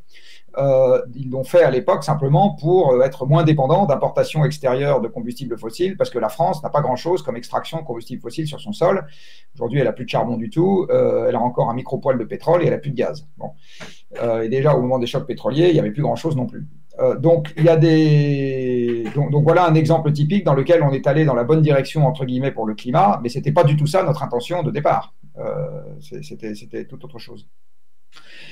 Le climat, dans le monde un peu court-termiste que nous avons créé, en fait, quand on regarde bien, il n'est jamais qu'un coproduit d'une action qui est décidée pour d'autres raisons. C'est ça, en fait, que je constate. C'est ça que je constate chez les clients, c'est-à-dire quand toutes les entreprises avec lesquelles Carbone 4 travaille se serrer la ceinture tout de suite dans une entreprise en disant je vais contracter mon chiffre d'affaires tout de suite pour le bénéfice climatique, j'en connais pas une qui fasse ça. Ce qu'on peut obtenir de mieux, c'est je vais m'occuper du climat parce que en pratique, si je m'en occupe sérieusement, ça conduit à valoriser les produits que je vends ou ça conduit à me permettre d'avoir un avantage concurrentiel, quel qu'il soit, concurrentiel ou sectoriel, et c'est pour ça que je m'en occupe. Donc pour les pays, c'est exactement pareil. Les pays gèrent leurs intérêts égoïstes, les Français comme les autres, et donc les pays vont avancer nécessairement en ordre dispersé. Maintenant, il y a un motif qu'on doit avoir en tête, c'est que l'homme est un animal mimétique. C'est pour ça que des marques de mode que je ne nommerai pas vendent des fringues, c'est pour faire comme les autres. C'est pour ça qu'un certain nombre de constructeurs de grosses voitures vendent leurs grosses voitures, c'est pour montrer qu'on en a une plus grosse que le voisin. Donc en fait, on se met sur le même terrain que lui et on limite, si possible, en faisant mieux. Et donc, dans la lutte contre le changement climatique, cet effet-là joue également. La France est le premier pays qui a imposé une réglementation beaucoup trop molle, à mon goût, aux entreprises sur leurs émissions de gaz à effet de serre, et un certain nombre d'autres pays regardent en disant « Ah tiens, c'est rigolo ce que vous faites, on va peut-être faire pareil ». Donc, le mode de diffusion des bonnes idées s'appelle le mimétisme, beaucoup plus qu'il y a un chef du monde qui décide pour tout le monde. Et il y a un certain nombre de pays qui ont des intérêts égoïstes à agir, quoi que fassent les autres. Et il se trouve que la France en fait partie, parce que je le répète, la France est déjà en décrue d'approvisionnement fossile. Donc de toute façon, quoi que fassent les autres, nous, on a besoin d'en consommer de moins en moins tout de suite. Et le grand paradoxe, c'est que plus les autres s'en foutent, plus ils vont taper vite dans les stocks restants, et plus vite, nous, on en aura de moins en moins. Donc, de toute façon, quelles que soient les options que prennent les autres, soit ils prennent l'option de réduire volontairement, et à ce moment, si on s'y est collé avant eux, on aura un avantage concurrentiel parce on se sera creusé la cervelle avant eux sur les manières de s'y prendre, soit ils s'en foutent, et à ce moment, nous, on est privés d'autant plus vite des combustibles restants, et donc de toute façon, on aura eu raison de s'y mettre. Donc nous, pour moi, la France est typiquement dans un cas de figure où il n'y a pas à se creuser la cervelle, il n'y a pas à avoir d'état d'âme sur est-ce que les autres vont s'y mettre, parce qu'on s'en fout complètement, nous. Nous, je pense qu'on a une option, un intérêt à agir qui est évident dans tous les cas de figure. Et ce qu'il faut essayer de faire, c'est de coaliser tous les pays comme nous, qui ont un intérêt de court terme à agir, donc en pratique tous les pays importateurs d'hydrocarbures, et qui sont déjà gênés aux entournures. Alors, il y a un pays qui a pris les devants en la matière, c'est le Japon. Le Japon qui importe la totalité de ses ressources est en quasi-déflation depuis 25 ans maintenant, et leur situation va se, entre guillemets, dégrader sur le plan économique comme la nôtre, exactement pour les mêmes raisons, parce qu'ils vont être sous stress d'approvisionnement de plus en plus. Le pays qui ne nous ressemble pas du tout, c'est les États-Unis, quoi qu'il soit dominé par des mâles blancs caucasiens, exactement comme l'Europe, parce que c'est un pays qui s'est bâti sur l'absence de limites. Donc en fait, c'est des gens qui ont justement émigré aux États-Unis pour ne plus être contraints par des limites qu'il y avait en Europe et qui se sont bâtis sur l'absence de limites en poussant tout ce qui les gênait. Il y avait des Indiens, ils ont poussé, il y avait des bisons, ils ont poussé, il y avait des forêts, ils ont poussé, ils ont tout poussé, quoi. Ce qui veut dire parfois massacrer. Et donc les États-Unis, c'est vraiment le pays de l'absence de limites, ça ne nous ressemble pas du tout. Paradoxalement, je pense qu'un pays qui nous ressemble beaucoup plus, c'est la Chine. Qui est un pays d'ingénieurs. La caste dominante en Chine, pays de rizière, c'était les ingénieurs hydrauliciens. Et donc la Chine est un pays qui ressemble beaucoup plus à la France que les États-Unis. C'est un pays centralisateur, d'ingénieurs, planificateurs. C'est assez marrant quand on dit ça, parce qu'il y a des tas de gens qui vont dire non, non, non. Moi, je pense que si. Et voilà, donc en fonction de leur culture, en fonction de leur rapport à la limite et en fonction de leur intérêt égoïste à agir ou pas, les pays se mettront en mouvement de façon un peu dispersée. Et ce qui manque aujourd'hui au pouvoir politique français, c'est d'avoir cette lecture physique du monde qui permet de comprendre comment on fait des coalitions qui ont une chance de marcher. Et donc aujourd'hui, on continue à aller dans la mauvaise direction parce que nos gouvernants continuent à penser monde économique infini. Et donc, ils pensent que nos alliés naturels, c'est les États-Unis. Moi, je crois que ce n'est pas vrai dans le monde fini.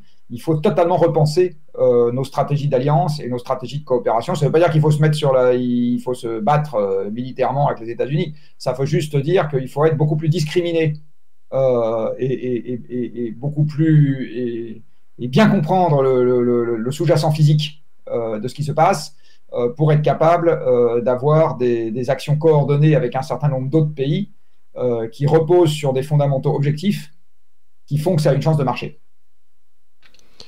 Gilles, est-ce que du coup c'est pertinent de parler de coordination mondiale en termes d'économie? Parce que j'imagine aussi qu'il y aura des pays qui voudront faire cavalier solitaire. Ben, en fait, tu arrives à plus ou moins coordonner Enfin, moi j'imagine que c'est peut-être possible de coordonner les efforts mondiaux à partir du moment où tu arrives à trouver les bons indicateurs que tu cherches à maximiser et qui fait que quand tout le monde cherche à maximiser ça, ça va dans le bon sens. Alors il se trouve que là, on cherche tous à maximiser le PIB, ça va pas dans le bon sens. Donc faut laisser tomber ça. Et il faudrait passer à d'autres indicateurs. Bon alors, une fois qu'on a dit ça, est-ce que c'est réaliste et c'est possible? J'en ai franchement aucune idée. Je pense qu'il y a vraiment cette idée que donc déjà le PIB a une place très importante, tout le monde regarde la monnaie, tout le monde regarde les dollars, les euros, tout ce qui se compte en dollars ou en euros, c'est vraiment ça qu'on se dit. Dès que c'est marqué 1 milliard, on est là. Alors que c'est pas ça, c'est pas comme ça qu'on devrait lire les choses.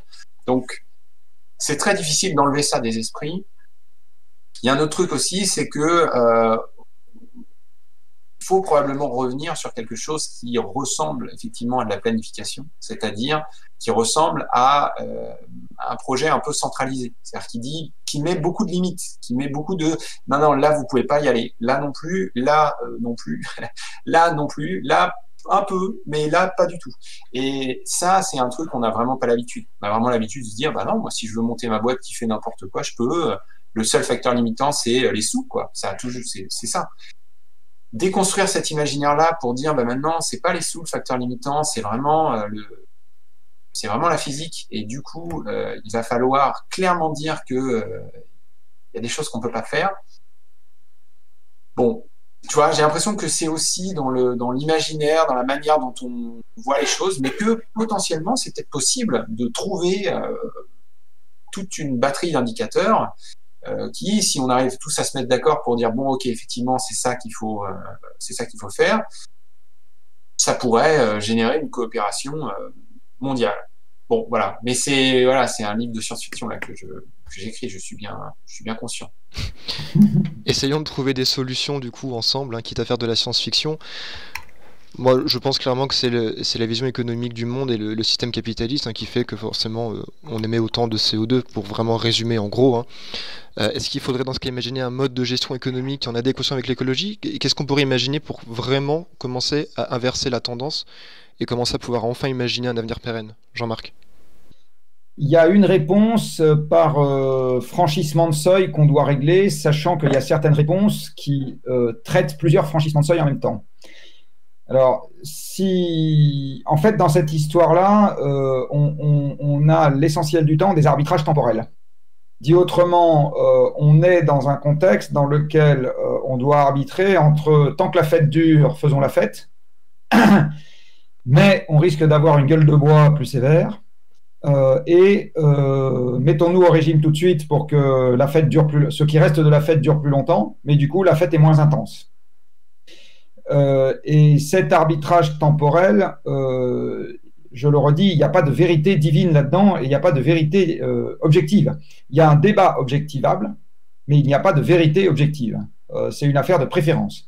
Il y a des tas de gens qui préfèrent se faire péter la gueule après avoir bien joui pendant pas longtemps, et il y en a beaucoup d'autres qui préfèrent faire la fourmi. Enfin, c'est l'éternel débat entre la cigale et la fourmi, quoi. Hein, c'est vraiment ça. Hein. Alors, si on dit qu'on a envie d'être un peu plus fourmi et un peu moins cigale, à ce moment, on a un mélange d'amélioration unitaire, c'est la fameuse technique, et de sobriété, c'est la fameuse privation qu'on doit mettre en œuvre. Alors, il y a quelque chose que j'ai remarqué il y a quelques années. On a toujours historiquement préféré les améliorations techniques à la privation de la consommation. Et en fait, ça se traduit en termes économiques. L'efficacité, elle est croissantiste, la sobriété, elle est récessive. Moins consommer, c'est récessif, parce qu'on produit moins.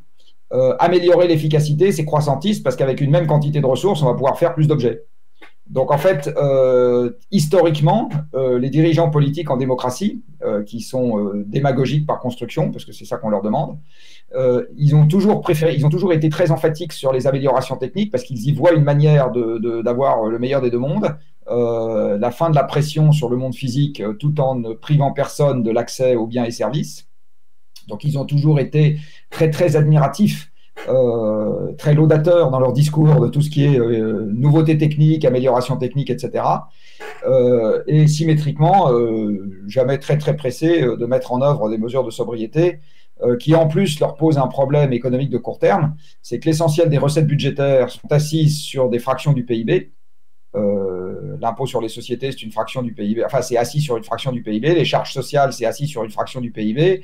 La TVA, c'est assis sur une fraction du PIB. Toutes les taxes à la consommation, la TICPE, etc., c'est assis sur une fraction du PIB.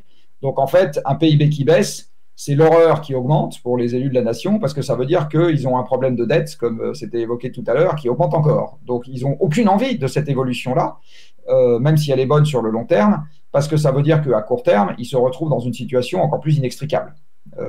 C'est une des raisons pour lesquelles, à mon avis, ils sont si rétifs à cette évolution. Donc, qu'est-ce qu'il faut faire? Je le répète encore une fois, il n'y a que des choix, il n'y a pas de vérité scientifique dans le qu'est-ce qu'il faut faire. La science est là pour éclairer le débat. À l'arrivée, il y a une préférence collective, choisie ou subie, hein, parce que si on se retrouve en dictature, la préférence collective, elle est un peu subie, mais il y a une préférence collective qui n'est, elle, plus objective. Elle est objectivable, elle n'est pas objective. C'est la préférence du moment. Ce qu'on peut essayer de faire quand on est convaincu que certaines préférences sont meilleures que d'autres, quand on y réfléchit bien, c'est d'essayer d'apporter au débat le maximum d'informations qui conduisent spontanément les gens à se dire oui, tout bien pesé, ça serait quand même pas idiot de consommer un peu moins aujourd'hui et de faire en sorte que l'instabilité du système diminue. C'est mon point de vue. Donc, je fais partie des gens qui pensent que d'avoir moins de voitures et plus de vélos, de manger moins de viande et de moins prendre l'avion, si le bénéfice en face, c'est qu'on a une société plus stable et qui permette d'être moins dans le brouillard en ce qui concerne son avenir, et d'avoir un certain nombre d'éléments qui sont psychologiquement importants, qui sont préservés, parce que la souffrance psychologique, c'est aussi un truc qui n'est pas agréable, hein, eh bien, le jeu en vaut la chandelle. Mais je le répète, ça n'est qu'une affaire de... Voilà. Si la question, c'est à partir du moment où c'est ça qu'on souhaite faire, qu'est-ce qu'on doit faire, là, j'ai envie de dire, c'est l'œuvre d'une vie. Sur la partie strictement climat, on est en train de travailler au Shift Project sur un truc qui s'appelle le plan de transformation de l'économie française, qu'on soumettra à la critique à la rentrée en septembre, et qui est un plan environnementalo-socialo-économique. Donc en fait, c'est un plan économique, mais qui a un sous-jacent environnemental très fort, puisque le but du jeu, c'est de faire baisser les émissions, et un sous-jacent social très fort également, puisque notre première contrainte, ça sera l'emploi, ça ne sera pas l'argent. Donc on va tout à fait s'inscrire dans ce qui a été dit tout à l'heure. L'argent, on s'en fout dans cette histoire, c'est une convention. J'ai pas envie de dire que ça ne nous intéresse pas, parce que les gens qui vont écouter vont se dire comment il vit hors sol, cet ami-là, il n'a pas de budget domestique. Si, j'ai un budget domestique. Mais ce que je veux dire, c'est que c'est beaucoup plus facile de changer la convention que de changer la physique. Et par ailleurs, c'est beaucoup plus facile de créer de l'argent que de créer des compétences. Donc le vrai sujet pour nous, les vrais facteurs limitants pour nous, c'est les compétences et les ressources physiques, ou les ressources physiques et les compétences. C'est ça qu'on va chercher à maximiser, ou exactement à optimiser. Et on va rendre notre copie donc en septembre. Ça sera une proposition d'arbitrage qu'on fera. Hein. Donc il y a des sujets sur lesquels on gagne et des sujets sur lesquels on perd. Ça sera une proposition et ça nous aura mobilisé pendant 1 an et demi à quelques centaines de cervelles. Donc c'est pour dire que qu'est-ce qu'il faut faire? Il n'y a jamais de réponse très simple et qui arrive comme ça. Il faut toujours travailler un peu dans cette histoire. Pour finir cette grande tirade, un des drames aujourd'hui, c'est que la quantité de jus de cerveau qui est investie dans le monde économique sur qu'est-ce qu'on fait si on inverse la hiérarchie des priorités reste ridiculement faible. La totalité ou la quasi-totalité des économistes bon teint aujourd'hui se penchent sur la question qui est comment faire durer éternellement la croissance et qu'est-ce qu'on fait quand il y a la croissance éternelle en termes d'optimisation du système. Mais je crois que c'est un mauvais cahier des charges et qu'il est urgent qu'une fraction significative des gens qui veulent s'intéresser à la question économique prennent des hypothèses de départ qui ne sont pas les mêmes et qu'ils réfléchissent à la question qui est qu'est-ce qu'on fait si le PIB doit se contracter de façon structurelle Et comment est-ce que dans ce contexte-là, on optimise ou on fasse les choix les plus intelligents. Je pense qu'il y a un besoin urgent de mettre du jus de cervelle là-dedans et que ça nous sera très vraisemblablement à l'avenir beaucoup plus utile que les gens qui continuent à se demander comment est-ce qu'on gère un monde qui n'adviendra pas. Ma question c'était, faudrait-il imaginer un mode de gestion économique en adéquation avec l'écologie? Moi ça me fait référence à la notion de découplage. Gilles, est-ce que tu pourrais nous en dire un petit peu plus sur cette notion de découplage? Est-ce que tu en penses? Ouais, mais alors l'idée de découplage, c'est de dire qu'on peut faire augmenter. Le découplage, c'est alors dans ce qui nous intéresse, parce qu'en fait on peut l'associer à plusieurs notions. Mais pour ce qui nous intéresse, c'est de dire on pourrait avoir plus de PIB avec moins d'impact, d'empreinte environnementale. Voilà. Donc en gros, on pourrait aller vers un monde à plus de degrés, avec plus de poissons, moins de pollution, moins d'émissions de gaz à effet de serre, tout ça, tout ce qu'il faut. Mais en même temps, on n'abandonne pas du tout l'augmentation du PIB, parce que ça continue de grimper, alors que pourtant, on diminue notre empreinte sur le... Bon, c'est un concept... on essaye de trouver, toutes les études qui ont essayé de trouver ce découplage, globalement, elles ne l'ont pas trouvé. Parce que nous, ce qui nous intéresse en plus, c'est un découplage qui soit un découplage de long terme. C'est-à-dire que le but, c'est pas que pendant 6 mois, ton empreinte baisse, alors que ta richesse augmente, puis après, hop, ça repart dans l'autre sens, et puis ton empreinte augmente en même temps que ta richesse. Non, il faut que ce soit vraiment un truc de très long terme, notre empreinte sur l'environnement diminue, alors que notre richesse augmente. Bon, ça, c'est un truc qu'on trouve pas, en fait. Enfin, ce serait très étonnant qu'on puisse trouver un truc pareil. À moins vraiment de dire que on transforme totalement la manière dont on envisage les richesses et qu'on se dit que maintenant la richesse, c'est la richesse de l'esprit, c'est la richesse qu'on atteint par le moi intérieur ou alors par plus de rencontres entre les individus. Puis je sais pas, on se met à dire qu'à chaque fois qu'on rencontre un ami juste pour discuter, paf, ça crée du PIB. Bon, peut-être que là, comme ça, on arrive à faire augmenter le PIB en diminuant nos empreintes, notre empreinte environnementale. Mais sinon, dire qu'on pourrait comme ça diminuer notre empreinte sur le monde, alors qu'on continue d'avoir des maisons plus grandes, des voitures plus grandes, de voyager plus, d'avoir plus d'objets, ça a aucun sens en fait. Donc, à moins de redéfinir, donc la partie physique, tu peux pas la changer. Donc, à moins de redéfinir ce que c'est qu'une richesse, donc ce que c'est que le PIB, je pense pas que le découplage ce soit un truc possible. Même s'il y a ces histoires de, on peut dire, bah oui, mais il y a l'innovation technologique, etc. Donc effectivement, l'innovation, mais je pense que Jean-Marc en a parlé tout à l'heure, le truc qui se passe quand il y a de l'innovation, c'est qu'en fait, on utilise cette innovation pour en produire davantage. Quand on fait une voiture plus efficace, enfin, qui consomme moins de carburant, bah, on va l'utiliser plus, et puis on va faire des voitures plus grosses, plus lourdes, et donc au final, elles consomment la même chose. Voire même, enfin non, c'est même pire que ça, on se retrouve à consommer plus de carburant que ce qu'on avait avant. Cet effet rebond, on le constate un peu partout, donc pour moi, le découplage, si c'est possible, il passe par une redéfinition de ce qu'on appelle richesse. Et voilà, donc tu ne peux pas garder le PIB actuel et avoir du découplage, je ne pense pas. Jean-Marc, ta vision des choses sur le découplage? Alors, le découplage, c'est le rêve absolu, effectivement, de tous les dirigeants politiques et de tous les dirigeants économiques. C'est le meilleur des deux mondes. La croissance continue et les emmerdements liés à la croissance disparaissent. Je pense que c'est compliqué d'y arriver.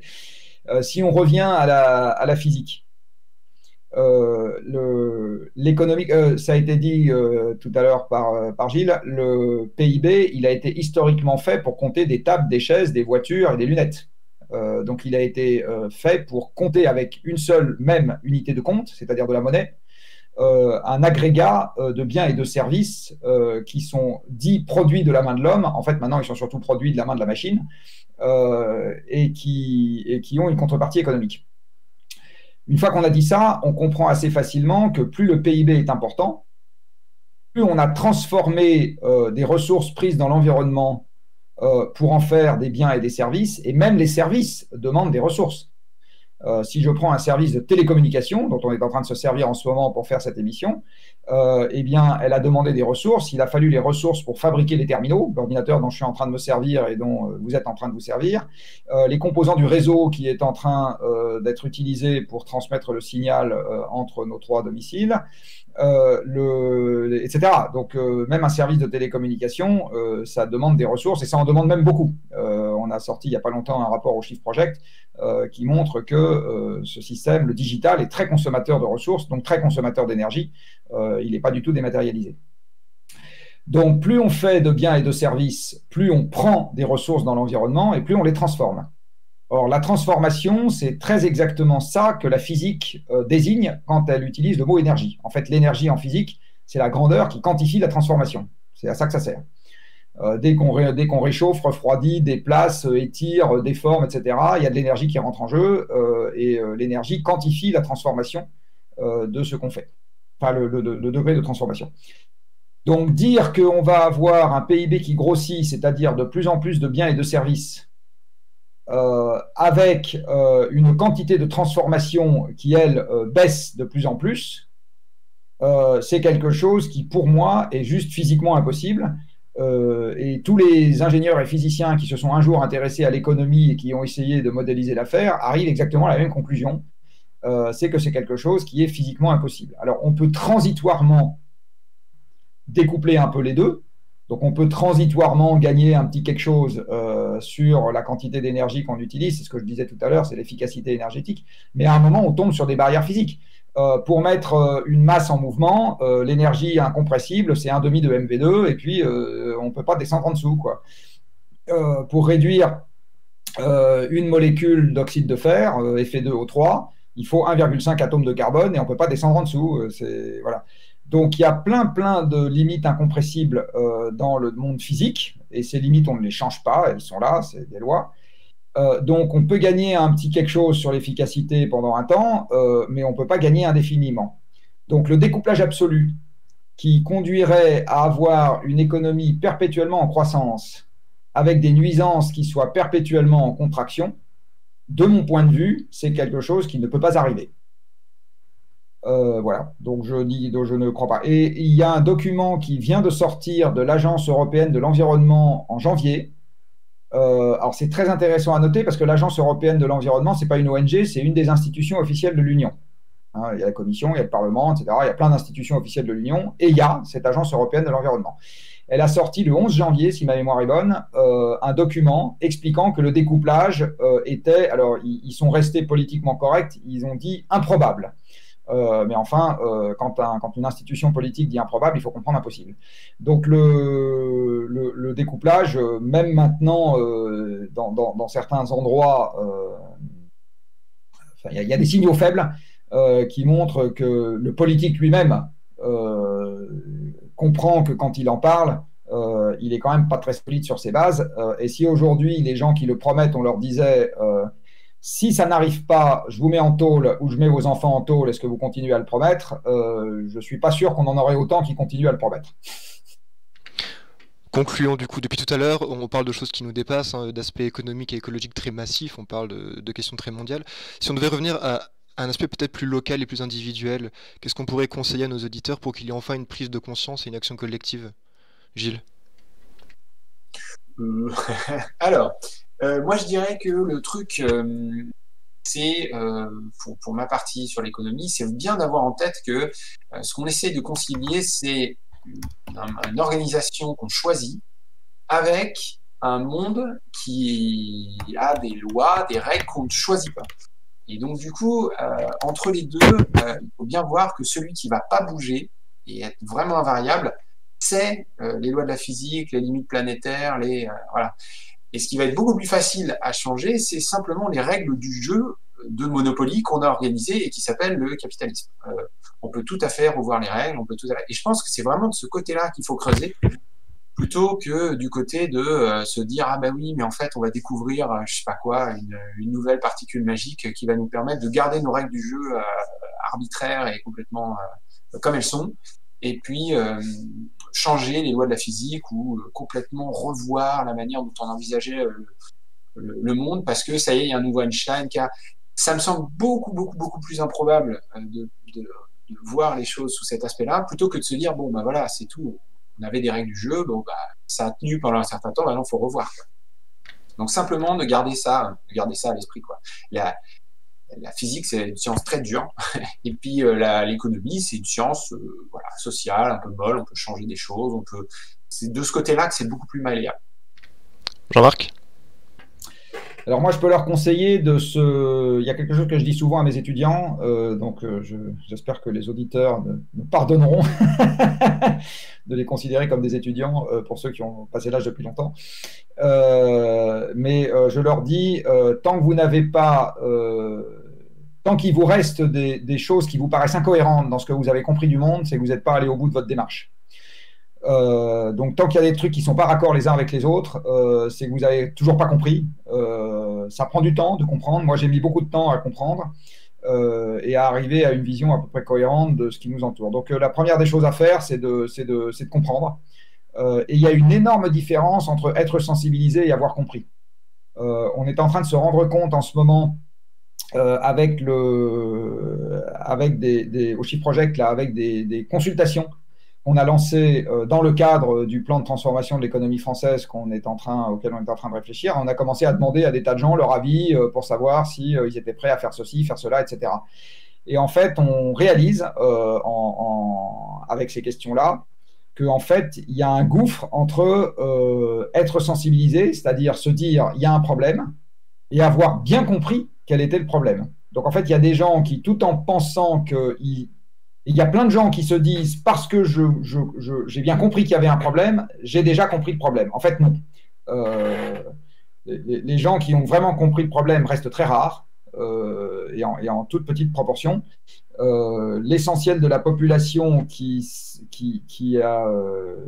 n'est toujours pas au degré de compréhension, et c'est pas leur faire insulte que de leur dire ça, parce qu'il faut y passer du temps, hein, c'est long, n'est toujours pas au degré de compréhension de ce qui se passe, qui est suffisant pour comprendre ce que ça va vouloir dire d'agir sur le problème.